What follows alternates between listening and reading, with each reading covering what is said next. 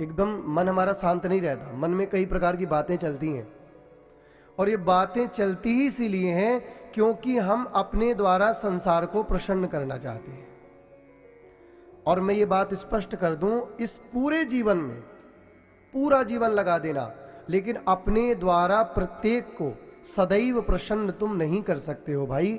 ये बात स्पष्ट लिख लो हमारी।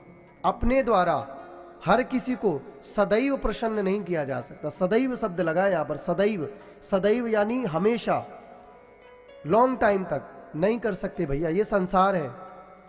और आज का जो व्यक्ति है, आज का जो मानव है, आज का संपूर्ण कल्चर, आज का व्यक्ति संसार को प्रसन्न करने में लगा है। बोलो हाँ जी या ना जी। संसार रीझ जाए, संसार प्रसन्न हो जाए। लेकिन कभी भगवान के बारे में भी आपने सोचा? ये संसार तो भैया भगत सिंह जैसे लोगों को भी भूल गए, जिन्होंने महाराज अपना बलिदान दे दिया अपने इस भारत के लिए, उनको भी ये संसार भूल गया है। संसार कभी किसी का नहीं हुआ। संसरति इति संसारा, ये सरकता रहता है रोज। इसका नाम है मृत्यु लोक। हमारे आपके इस संसार में कोई दूध का धुला नहीं है, ये बात याद रखना। अगर हम आए हैं तो हमारे अंदर कोई ना कोई कमी है। अगर कोई भी हमारे पुण्य या पाप नहीं बचे होते तो हम आज बैकुंठ में होते, थोड़े पाप होते तो नरकलोक में होते।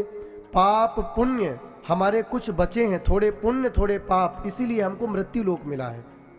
क्या अगर हमारे बिल्कुल भी पाप पुण्य नहीं बचे, एकदम हम महापुरुष बन गए होते, तो बैकुंठ मिल गया होता। और यदि ज्यादा पाप होते तो नरक मिला होता। पाप पुण्य कुछ कुछ बचे हैं हमारे, तभी हमको ये मृत्यु लोक मिला है। इसका क्या नाम है? मृत्यु लोक। प्रेम से कहो, क्या नाम है इसका?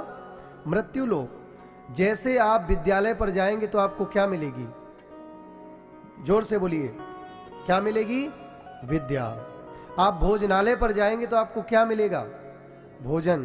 पुस्तकालय पर जाएंगे तो क्या मिलेगी? पुस्तक। हाँ, विद्यालय में विद्या मिलती है, पुस्तकालय में पुस्तक मिलती है, भोजनालय पर भोजन मिलता है। इसी प्रकार भैया जो होगा वही तो तुम्हें मिलेगा। दुखालयम शाश्वतम, इसका नाम है दुखालयम। अत्यंत जिससे भी लगाव कर लोगे, उसी व्यक्ति से, उसी स्थान से, उसी वस्तु से तुम्हें दुख मिलेगा। ज्यादा लगाओ।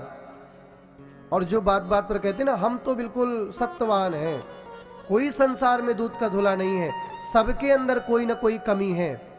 और आपका जीवन इस बात को सिद्ध करता है कि कमी है, तभी तो तुम संसार में आए हो। कमी नहीं होती तो फिर क्यों आना पड़ता भैया? आना जाने का, ये आवागमन का चक्कर ही मिट जाता। इस संसार में कोई दूध का धुला नहीं है मेरी माँ, कोई भी नहीं है। सबके अंदर कुछ ना कुछ कमी है। इसलिए हमारा आज बैठते ही एक निवेदन है कि अपने द्वारा संसार को सदैव प्रसन्न नहीं किया जा सकता। संसार तो 4 दिन याद रखता है, केवल 4 दिन। जाने के बाद किसने किसको याद रखा? वहां जाने के बाद आपके अच्छे कर्म ही आपको वहां पर सतमार्ग दिखाएंगे। आपके अच्छे पुण्य ही आपको अच्छी योनि दिलाएंगे।